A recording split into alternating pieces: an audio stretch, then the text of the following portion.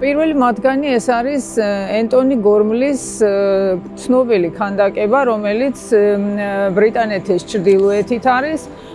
მისი სათაური არის ჩრდილოეთის ანგელოზი.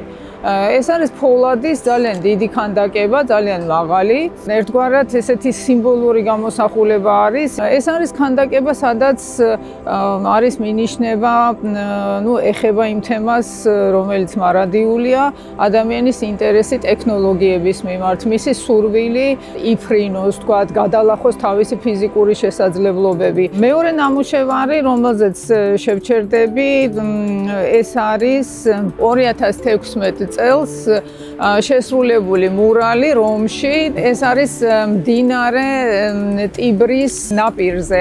დაახლოებით 500 მეტრზე გრძელდება ეს მურალი. და ეკუთვნის უილიამ კენტრიჯს. ეს მურალი მიეძღვნა რომის დაარსების იუბილეს, მოიცავს მითოლოგიას, რაც დაკავშირებული არის თვითონ რომთან, რომის ისტორიასთან, თანამედროვე თემებთან. მესამე თემა, ასევე ძალიან საინტერესო, ეს არის რუმინელი მხატვრის სერია დარვინის სივრცე. ან დარვინის ოთახი, ოთახები შეიძლება ესეც უწოდოთ. ეს არის ფერწერული სერია და მისი ავტორი არის ადრიან გენი.